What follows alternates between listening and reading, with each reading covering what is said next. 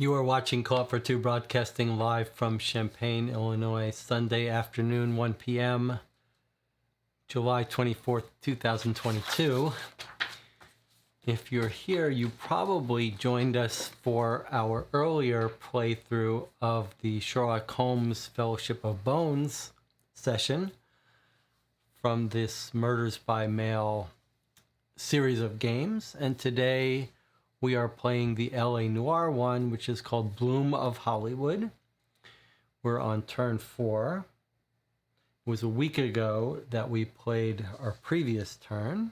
I've got the map set out here for Los Angeles, and I've got our new reply. And we don't have anything to talk about other than the game because we did that in the previous session. But I had a couple of thoughts. I see Jonathan and Anna are both here. That's excellent. So a couple of quick things. I was just looking through the directory and I noticed in the PI section, private investigator section, which Sherlock Holmes Consulting Detective has as well, has some interesting little Easter eggs here. Here, I see in addition to Philip Marlowe and Pinkerton's, there's William Knight. There's our office, which we could go to. I also noticed Giddies and Associates. Who knows what Giddies and Associates is from? What private investigators is Giddies? Gittes. Let's see if anyone in the channel knows this one. Without looking it up, don't look up. Jonathan Warner says Chinatown. That's right. That's Jack Nicholson. Is Giddies in Chinatown. I was also just looking through these yellow pages, and it occurred to me that we might want to consider if our theory that the sister... First of all, before I start into spoilers, this should not be your first video you're watching of this series. This is only going to take an hour each session. So if you haven't watched the previous ones, go back, watch session, turn 1, 2, 3, and then you'll catch up next week. Don't jump in here. Okay, everyone's gone. Now we can continue. Our current running theory, it's not really a theory because we don't have any hard evidence, but we sort of suspect that maybe the sister is killed her sister. If that's true, it occurred to me that we might want to check the pharmacies around either our victim's house or the sister suspect's house to see if she wasn't picking up some drugs at the drugstore. So let's recap where we are.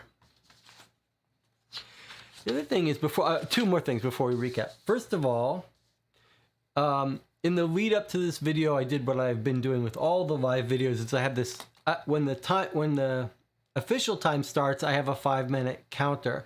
That feels excessive in an hour-long stream. So I think what I'm going to do going forward for the live streams is if it's going to be a 5-hour stream, I'll stick with the 5-minute countdown.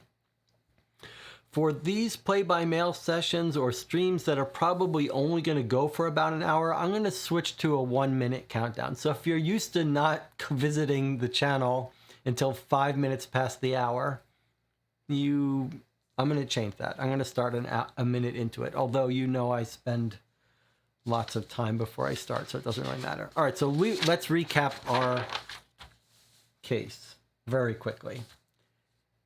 Our starlet, Violet, was brutally murdered in her home. The mother has hired us to figure out what's going on. So we know she's got a mother and a sister. And we've got a couple of suspects. The cops suspect a gangster's son because he asked her out a couple days before and she said no, and he doesn't take kindly to no. But we've also got some other suspects, a leading actor who was kind of violent that she's going to meet up again with in her new film, and an assistant DA she almost ruined a marriage of. And then, not really on our radar for suspect, but we have zeroed in on, is her sister, Poppy.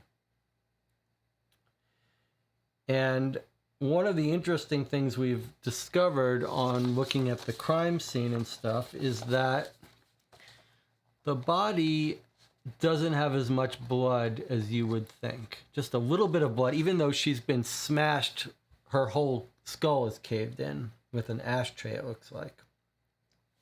And we sent William McKnight to the scene. He's the lead of this PI firm. And he was looking at the scene and he realized, wait a second, there should be a lot more blood there.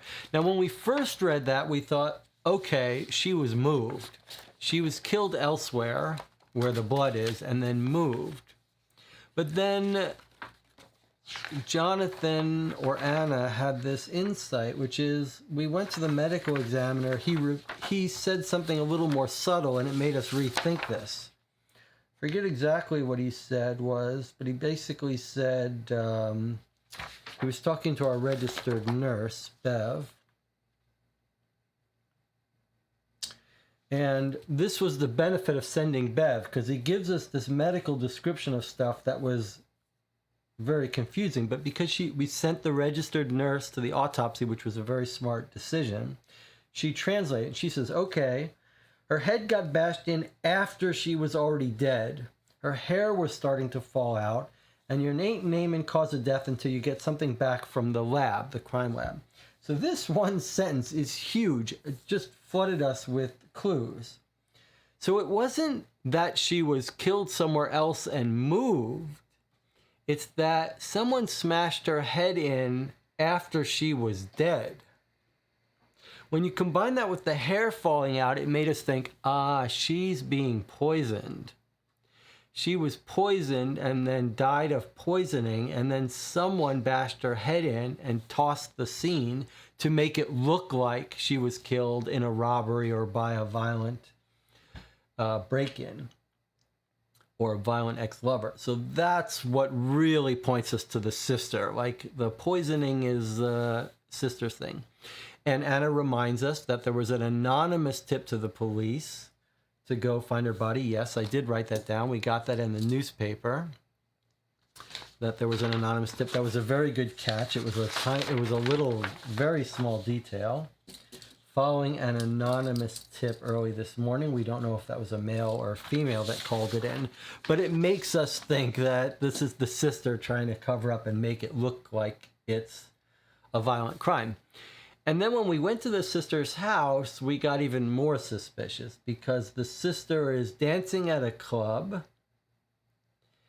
And now that her famous Hollywood actress Violet sister is dead, we're told that maybe she is now flirting with acting in the movies. And I do want to read you something else as I was rereading this. We had this nice, very descriptive scene where we went to where she danced. So the sister, Poppy Fitzgibbon, was dancing at like a exotic nightclub. And it was kind of dense, so we might want to look at I just want to look at a couple things again. First of all, he tells us that Poppy Fitzgibbons was a diva, and she couldn't wait to get out of there and leave the lowlives in this dance club behind. So it does sound like she's highly motivated and jealous of her sister, highly motivated to get out of this job she has and get into Hollywood. And I also want to read you this sentence. It says, Poppy looked an awful lot like her sister Violet, except older and harder. So as an alternative theory to consider, I did notice, combine that with this. When we confront the mobster's son, we say, did you have anything to do with Violet's death? And he says, oh no, not Violet, not her. He slumps, looks like he's going to bawl. I just want to note that even though I still highly suspect the sister, it's a little odd that he says not her. As if, did he think the other sister was getting killed?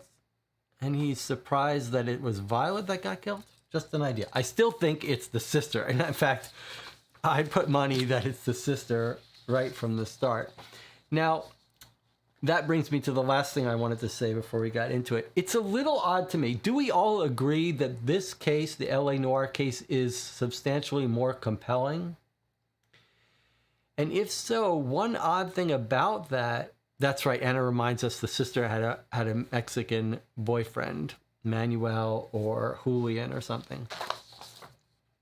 Well, one thing that's odd to me, Julian or Julio, Mexican boyfriend. One thing that's a little odd to me about, like, this case seems much more interesting and compelling, and yet I feel like we may have solved it already. But there's something about not just this world, but somehow the places to go are a little more interesting, and the decisions about where to send people feel a little more interesting. I'm not sure why that is, or maybe just the 50s. We've been playing so much Sherlock Holmes. Jonathan Warner says, now a theory could be that Violet kills her sister to fake her own death. No. The sister looks like her, but not identical. Not enough to replace the person. And I think our theory of her hair falling out because of poison is really strong. All right, so we did actually, our last set of moves were actually quite interesting. Our last set of moves sent people to some, we took a chance on some of the places we sent people. So we sent Bill McKnight to the Knickerbocker Hotel, where the sister is being set up by the Hollywood people. So, like, we're pursuing that sister, and we decided to we changed our mind. Initially, we were sending Naomi there. And then we decided, all right, no, if the sister is our number one suspect, let's send the big guns. And Bill McKnight, the head of this agency, is good at spotting lies. So we're like, let's send him straight to Poppy Fitzgibbon and see he's not going to take any nonsense from her. And then, again, we're sort of thinking outside the box for this last set of moves. We sent Naomi, the ex-con artist socialite, we sent her to the studio, the Hollywood studio that is running Violet, that had Violet under contract, and maybe trying to hire her sister now. And we thought, if we think this is a studio-run problem, if we think they're deep in this, let's just go right to it. Let's go right to the studio. And then we took a big chance on Bev Parker. Remember, she's the Renaissance broad, mechanic, strong woman, registered nurse, naval shop foreman. We sent Beverly to the crime lab, and that was a bit of a taking a chance. We're told, because when she went to the medical examiner, he said, I'm not going to rule on cause of death yet. I'm still waiting for a reply from the crime lab. And we were thinking, well, should we wait for that? And we thought, let's just send her right to the crime lab, see if she can get the crime report out, get the cause of death right away. And it's less of a shot in the dark, because I noticed it is actually one of our expert contacts. So I'm going to actually put a green mark here on the medical examiner that she went to, and the crime lab technician, Leland Jones, is actually one of our allies. So we're going to 2 allies already. Normally we like to avoid those because we're afraid they're going to give us hints, but in this game, we're not. You know who might know who her boyfriend is? Maybe the small-time crook.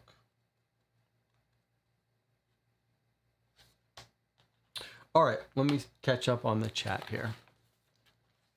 Jonathan says, I don't know. The body has a head wound and was missing some hair, so might not be as recognizable.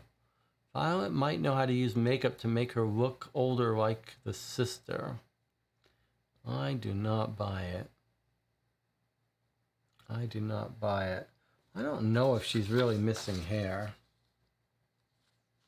Cranial fracture appears to be inflicted post-mortem. Electron microscopy revealed a dystrophic condition of hair with disorganized cuticles and atrophy of the hair bulbs. Her hair was starting to fall out. I don't buy it. I don't buy it that Violet would kill her sister and take over her sister's life as an exotic dancer, hoping to convince them to use her. That makes no sense to me. Sorry, Jonathan. That seems like a big stretch. All right, so shall we read our replies? All right. These could be really good, or these could be wasted. We have yet to send someone somewhere and have it be nothing. All right.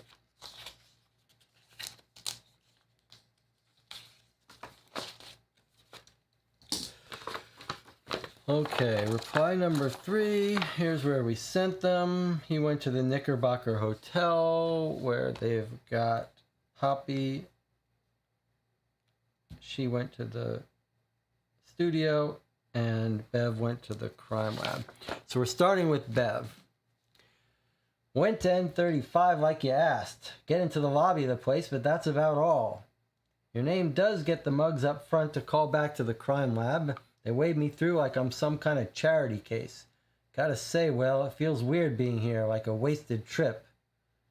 You're the one who used to carry a shield, remember? Okay, the game and Bev are telling us you should not be sending me to this place.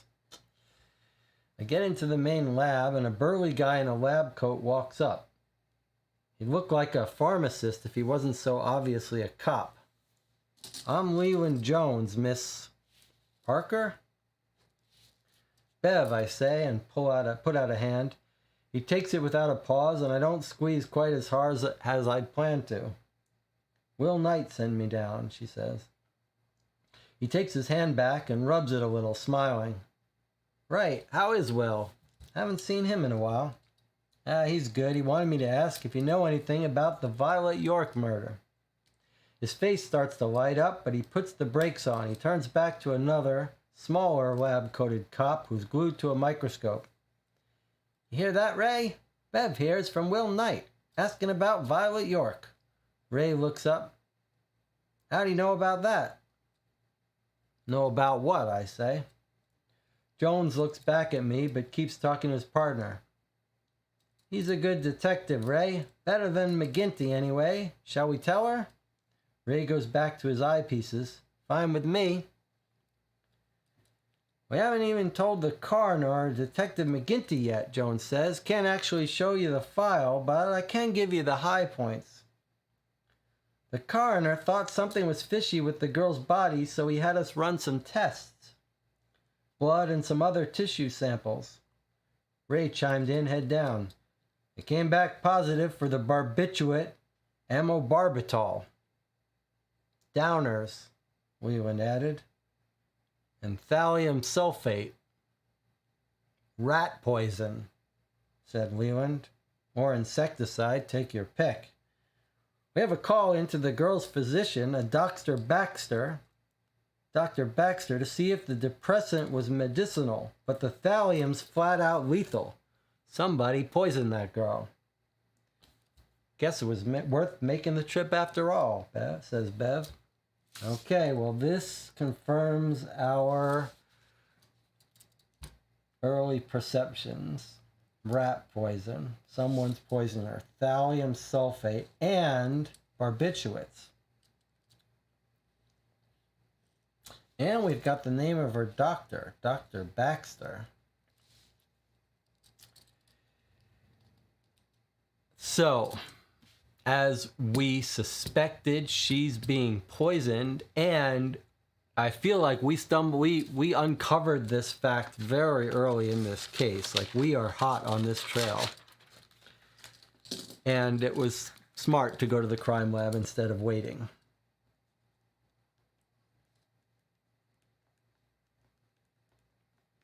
Crime lab.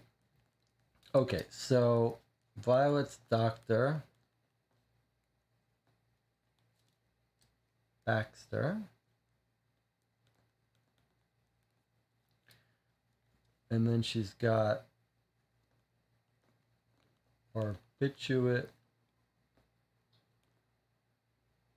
amobarbital. And then she's got thallium sulfate, rat poison. Whoa! You guys did not realize something I just realized. Let me read this to you again.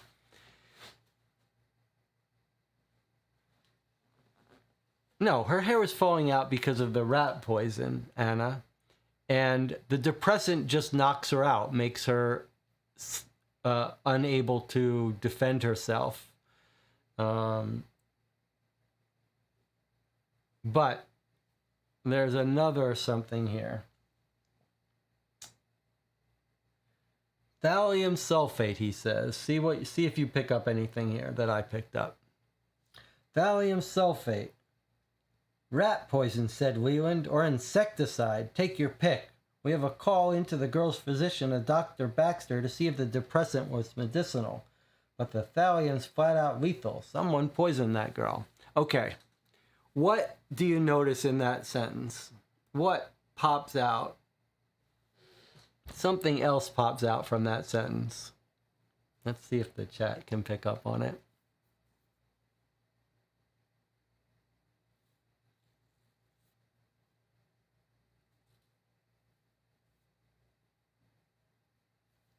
Shall I show it again?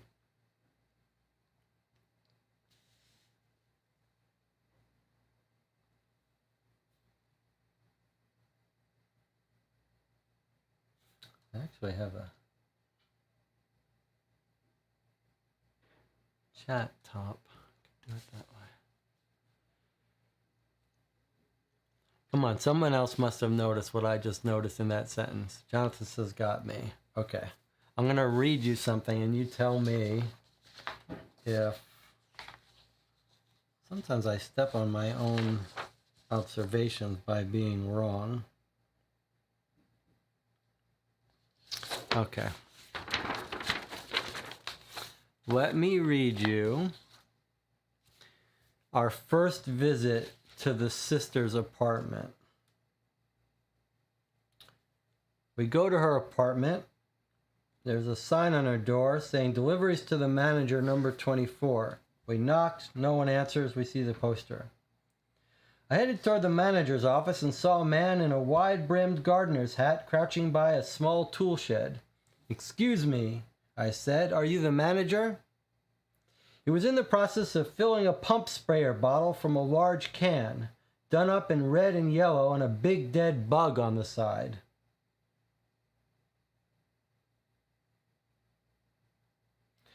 Yes, he said, Aldo Barsamian.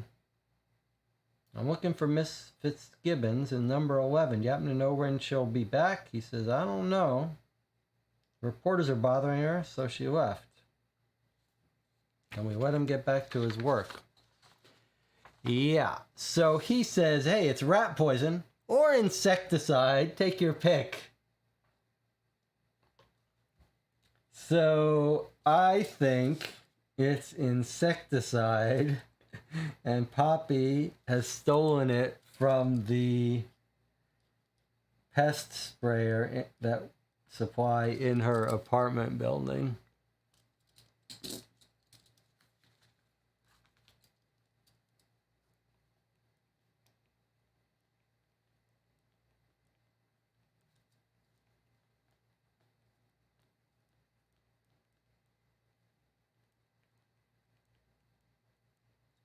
Just an idea.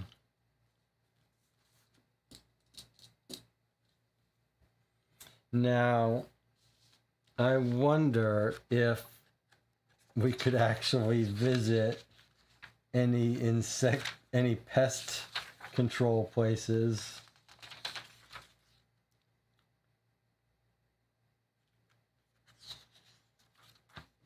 If we wanted to confirm that that's what they use. Anyway, okay. So just as we suspected poison, the poison's making her hair fall out. I wouldn't be surprised if she's not taking these barbiturates just on her own, if it's not related to the poisoning, but it could be part of the poisoning. Okay. Just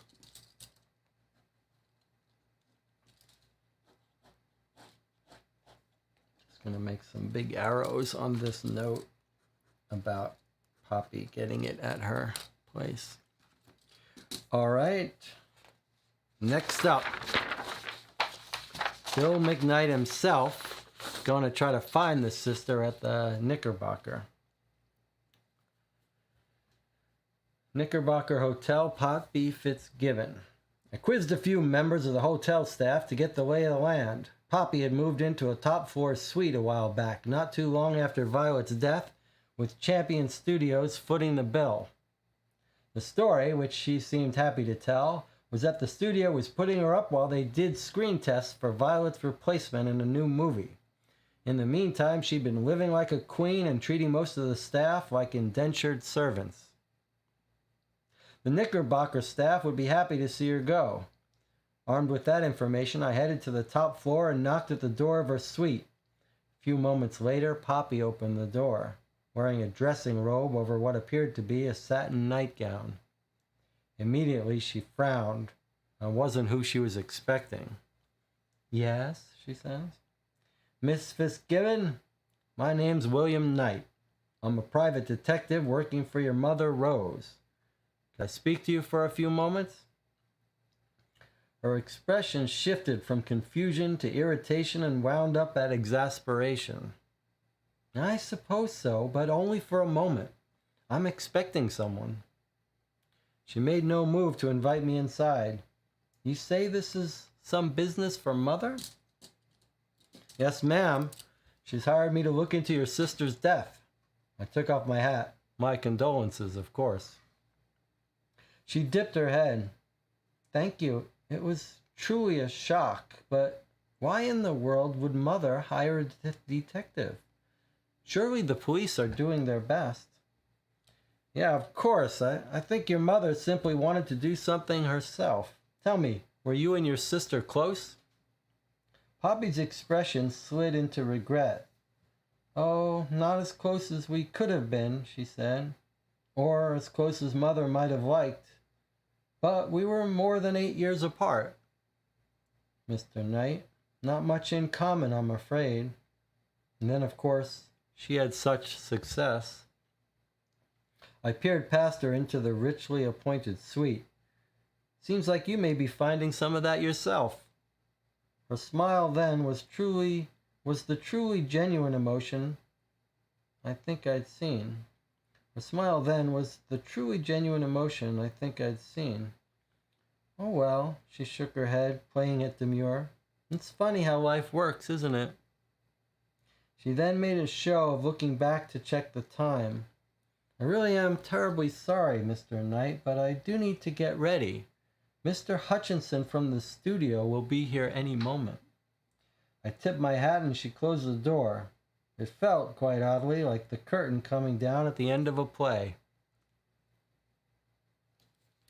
That's a fun little narrative touch. I think this is his way of saying she's putting on a performance. Okay, so not much here. Mr. Hutchinson from the studio, we're told. So, Bill McKnight, the Knickerbocker, turn 3. So Poppy is waiting in a nightgown. Waiting in a nightgown for the studio guy. For Mr. Hutchinson of Champion Studios. She's waiting in a nightgown. Poppy.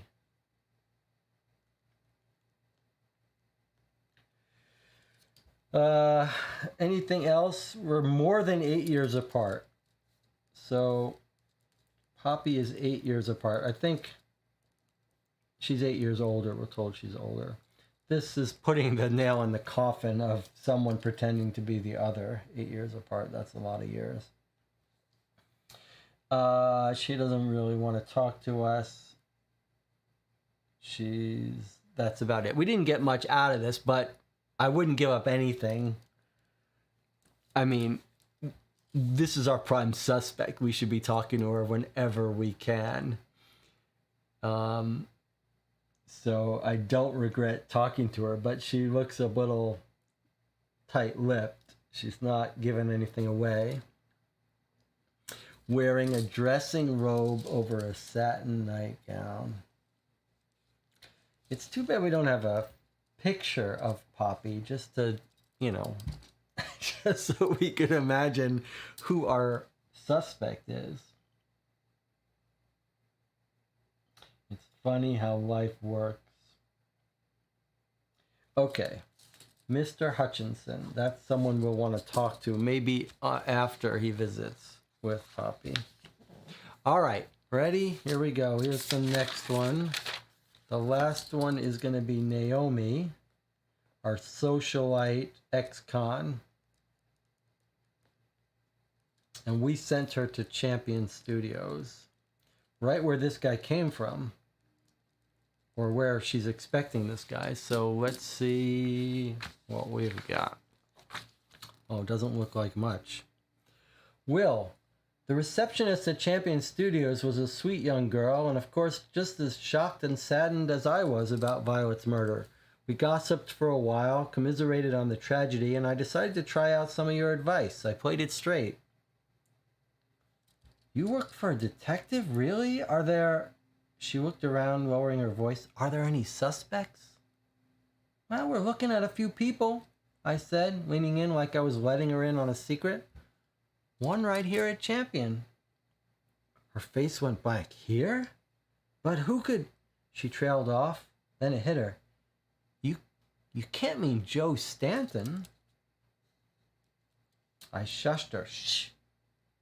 Everyone knows he's got a temper. Not to mention a problem with the green-eyed monster. Jealousy. And by all accounts, their relationship was pretty stormy. She shook her head defiant. No, not Joe. That's a bad rap. He likes to roughhouse, sure, but that's at the bar with the guys. In private, he's like a kitten. I've heard that song before, dear, I said. Go ask him yourself, she said, fumbling around the counter for her visitor pass. He's over at lot 7. Can't miss it. Big C7 on the doors. Or G7. So,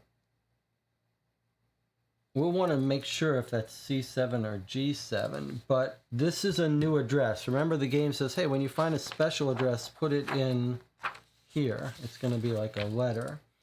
So this is going to be Joe Stanton Studio trailer, maybe. Lot 7. So let's make sure we can get a close-up of what that is. We found a secret address, says Anna. Yes, we did. So is that a C or is that a G? Even with glasses, I can't quite tell, but it looks to me like a C7.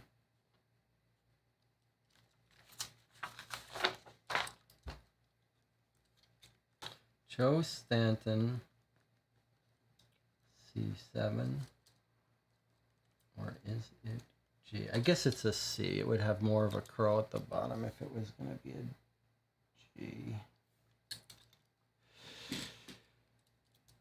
Okay, so we got his place. We can talk to him right now. I mean, so, well, we'll talk about that. Let me just write this down. The secretary says, nah, he's a pussycat.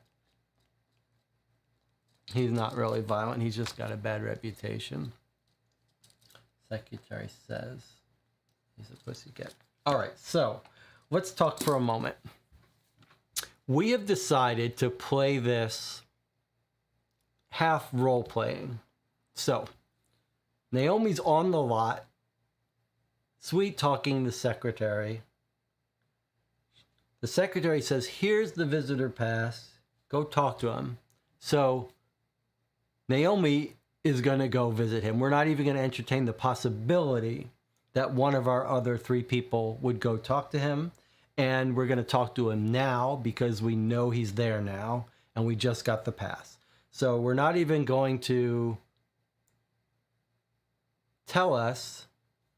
We're not even going to entertain sending anyone else. We're just going to lock that right in that Naomi is going to C7 to talk to Joe Stanton. And Anna says, that's not fair that they make us waste a turn doing that. That's all right. We're not in a rush. That's the whole point of playing this game, is that we're experiencing what it's like to stretch out a mystery. Okay, and this is 7:24. Okay. So now we've got to decide where to send Bill Knight and where to send Bev Parker.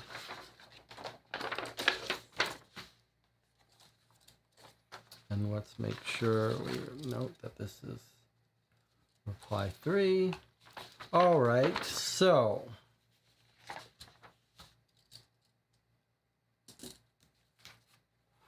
where do we want to send Bill Knight and Bev? What places are we still considering? Okay, so we've got the doctor. Violet's doctor we could go talk to. Where would we find Poppy's boyfriend? What exactly? What was the wording of that, of Poppy's boyfriend?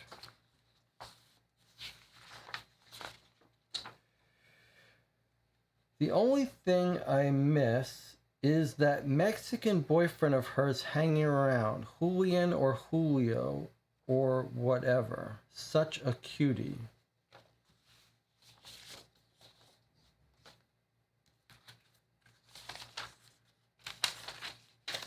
Let's look at some of our places we were considering. Joe Stanton we're talking about now.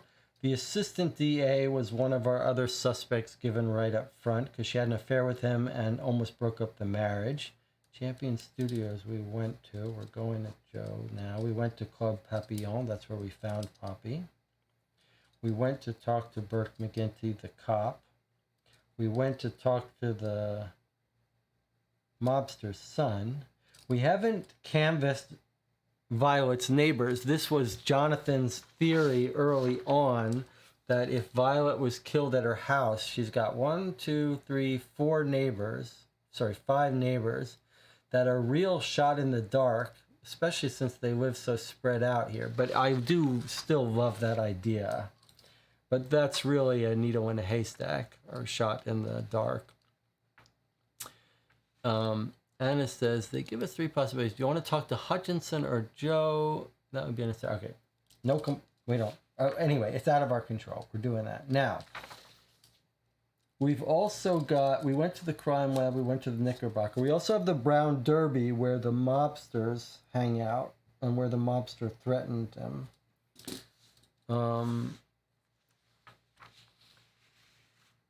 So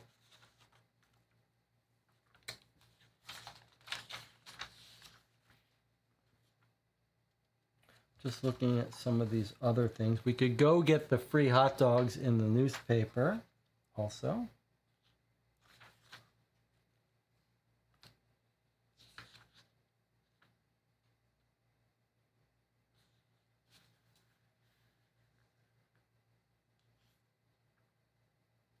Oh, look what I see. Exterminators.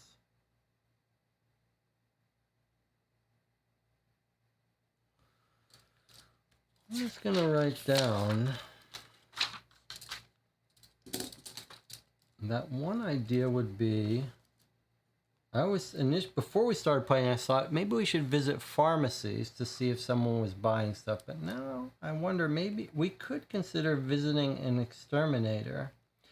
But I think the best case, very best case we could expect to get from that is someone confirming that thallium sulfate is used in bug spray. Jonathan says, any mention of the Latin community? This gets back to how would we find the boyfriend? Let's see.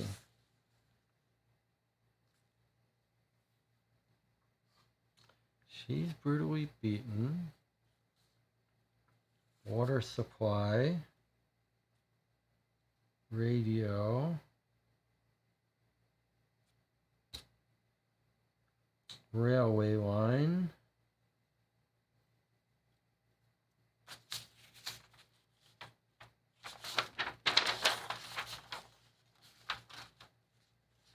Dock disputes.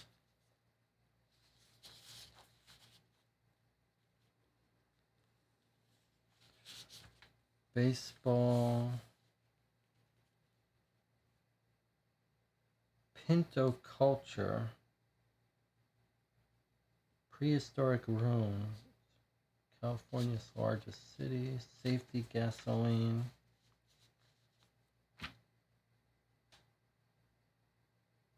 Used cars.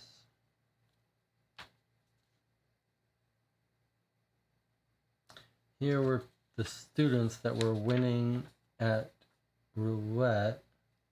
Donald Sutherland, Gerald, John Hayes, Norman Wayne, no Julian or Julio. Firebug.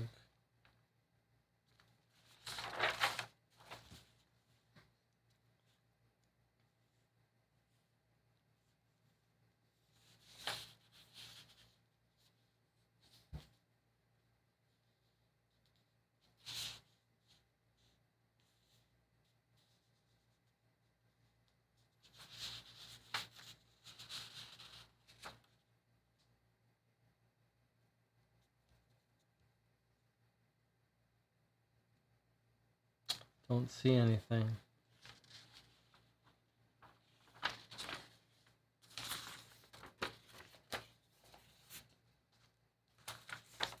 And then in the directory, let's just see if there's any advertisements or anything that might. Arts and culture. Not really.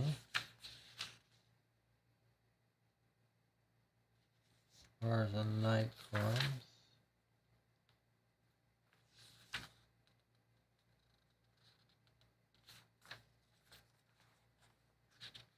There's Baxter. I'm going to just write down Baxter's address, H30.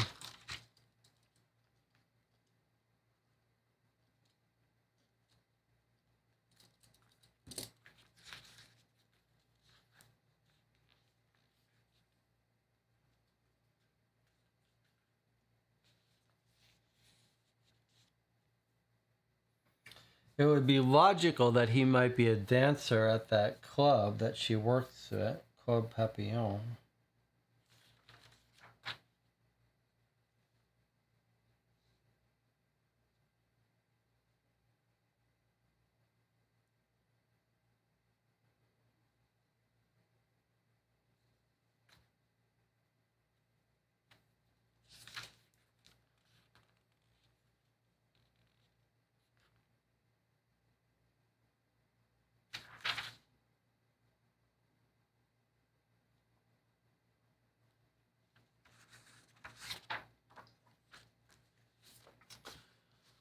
What's now?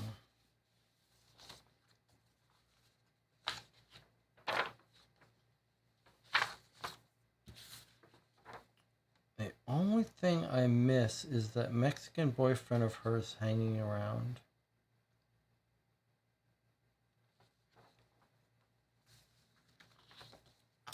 I don't think we have any way to find the boyfriend at this point.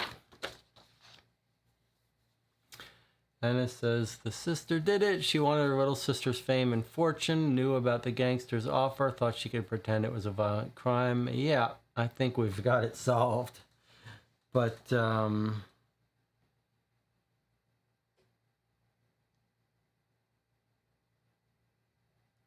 it says, the poor mother who hired us, yeah, when she finds out that the sister did it, she's not going to be happy.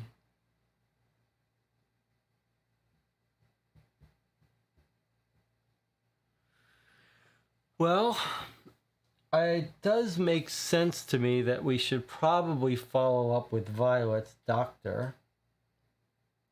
Then we will at least know whether the barbiturates were Violet's or not.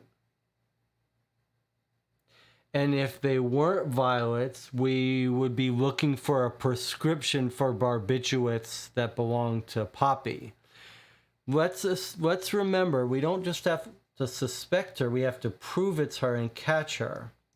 So if we find out that the barbiturates were not prescribed to Violet, that could be the clue to prove that Poppy's poisoning her. Where we may not be able to prove that she put the insecticide, thallium sulfate, in her, if we can trace the prescription drug. So I think someone should go visit Dr. Baxter. And who would that be? Could be Bev again, since she's the person that's been following this lead about the poison. So shall we send Bev to the doctor? Bev, the nurse, to the doctor. Makes sense. Okay, so let's send Bev to talk to Dr. Baxter, who's Violet's doctor. So H30, which is Violet's Dr. Baxter. Let's mark that on our list. That is green. She's going to H30.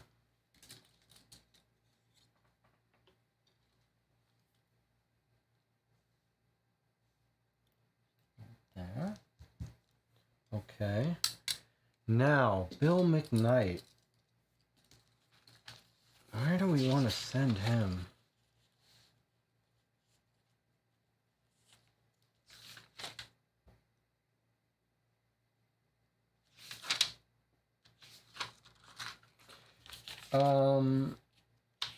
He was visiting the sister. Maybe someone saw the sister visiting Violet the day before. Well, that was Jonathan's theory. Jonathan's theory was canvassing the house. The only problem is we'd have to expect to go to all 5 of these. We can't see which one of these. Sorry. It's hard to know. Like, first of all, they look pretty spread out. I'm not opposed to it at all. But there's 5 houses that could be close by. Maybe this is the one, H14, that would be most likely to see something. And we could reread that scene to see. Shall we reread that? Let's reread the V1 scene of the crime, description of the house, and how it's situated. The house itself said simple Midwest girl. A nice little 3-bedroom bungalow. It sat on a decent-sized lot, a storybook cottage nestled between 2 mansion estates up in the Hollywood Hills. Compared to her neighbors, it may as well have been a guest house.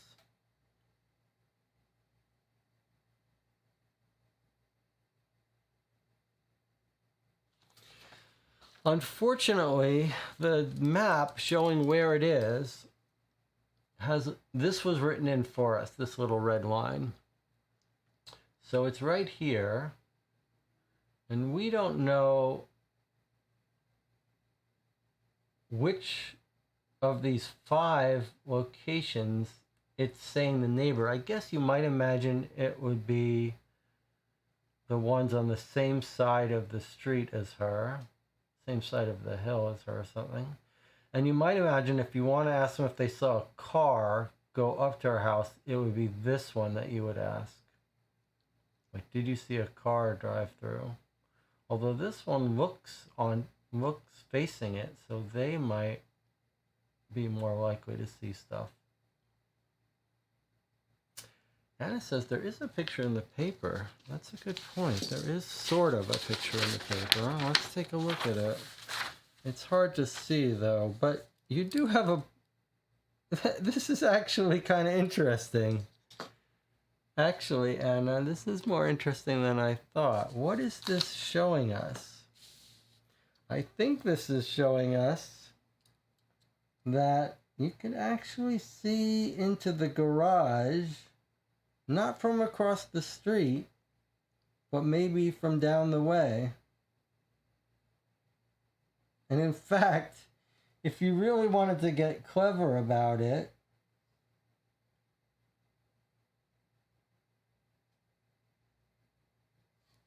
you could ask, where is this picture being taken from looking into the garage? If this is the garage right here. Oh, sorry.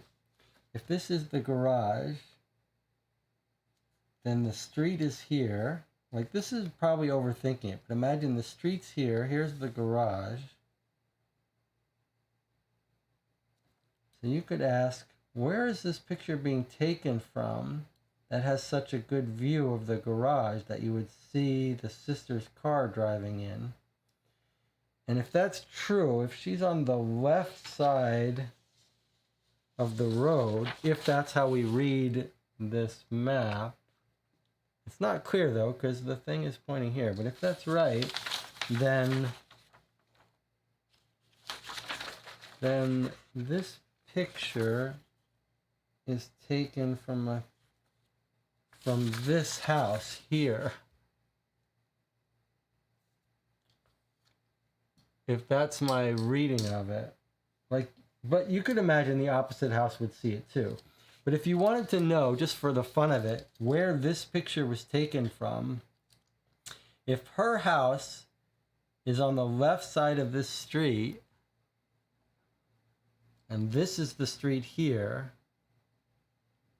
then it means this picture taking this is up above her here, at this way looking down. And then seeing this way. But maybe that's overthinking it. It looks like the picture is taken from higher up, above, but I mean, that may be pushing it. Don't forget, we could go to the LA Times and talk to the person who took this photo, maybe. Okay, so we've got lots of possibilities. You can go to the LA Times. We could go to one of the people around our house. I'm not opposed to going to one of the neighbors just for the fun of it. Yes, could be a paparazzi sitting on a tree. And let's look at our other allies that we could go to. So we could go to another LAPD sergeant just talk about police stuff. We could go to the small-time crook. Maybe he'll happen to know the boyfriend, although we have no reason to believe he's a crook at this point. We can go to the LA Times and see what he knows. We can go to a lawyer. Not sure we have a reason to do that, except if that's about the ADA thing. We can go to the Examiner. Slee's involved. Another newspaper. So 3 different newspapers. We can go to the taxi cab. We have no real reason to go there now.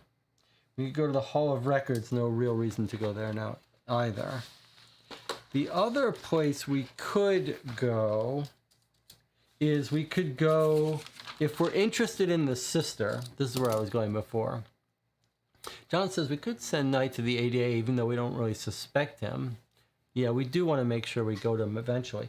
But we could go to the guy who's just going to sleep with Poppy. Like when we visited Poppy in her nightgown, she's waiting for Mr. Hutchinson from the studio. So we could go after that encounter, go talk to Mr. Hutchinson. Let's find his address.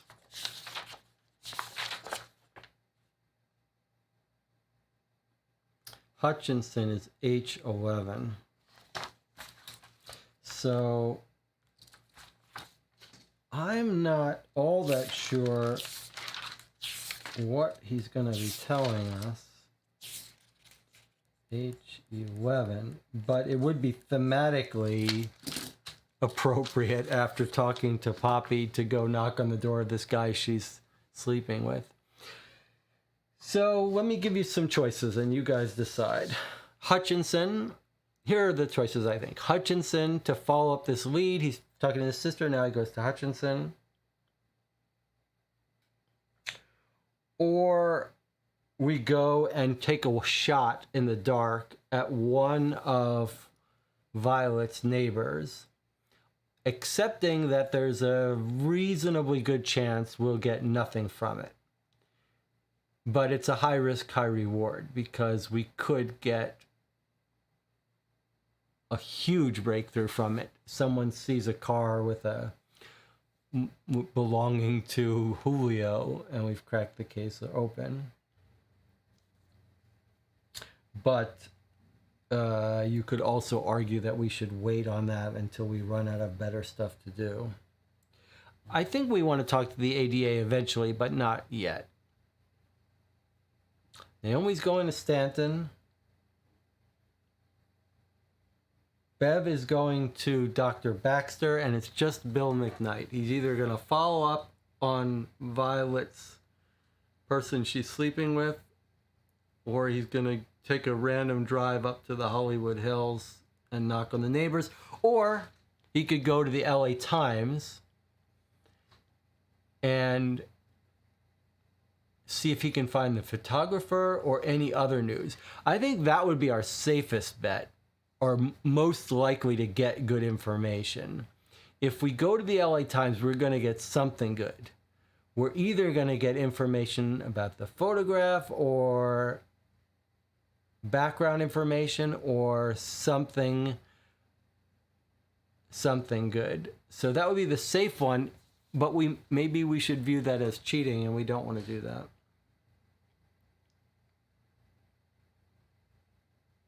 Not cheating, but getting a hint. All right, Anna, or let's let Anna pick, because Anna missed the last playthrough. So Anna, any of those or anyone else?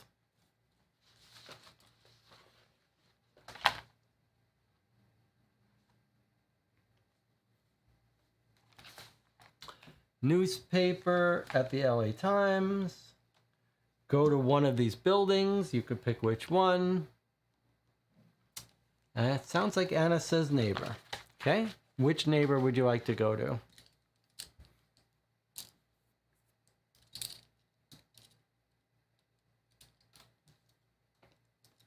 Anna says the opposite one. Okay, so we're going to go to H14. That's the neighbor opposite her. Alrighty. Let's write it down. That's a good, it's good that Anna is picking that because it was Jonathan's original idea, and Jonathan now and Anna can both share the blame if that's a dead end, rather than one of you having to take it all. Now we can spread out the blame or the credit, or the credit, or the credit. Okay, let's put a little mark on that. So Bill McKnight, who's blue, is going there. I like it. I think it's actually... We were eventually going to go there. We're eventually going to go there. And you could argue that better to hit the witnesses early and the newspaper later, because the newspapers aren't going to forget. Okay. Let's enter our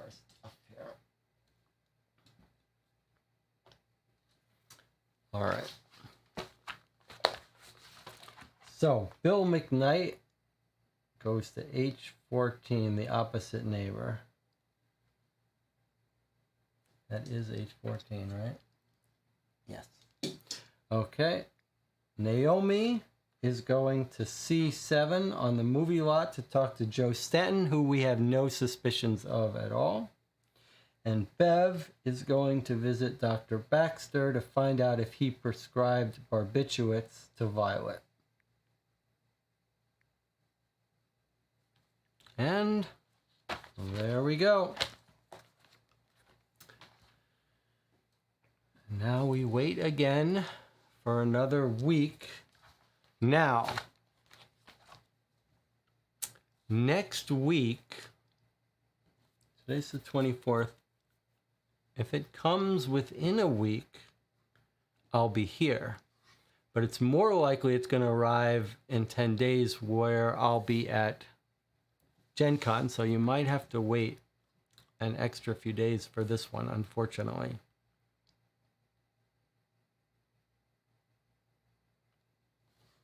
All right, this was fun. I have to say, like, choosing who to send where is surprisingly adds a fun little twist. All right. Thank you both for joining, and anyone else who came by. Any final statements? I think we've got the culprit. It's just a matter of tracking down where she's going. But I feel pretty good about the sister. Maybe we can enjoy catching her. All right. So I'll see you guys next time. I'm not sure when that will be. We don't have anything else planned. I may do a Gen Con video where I spend 2 or 3 hours sitting here going through the Gen Con games expected at Gen Con and just thinking about them live if anyone wants to join for that. Otherwise, to be determined. And I'll see you next time.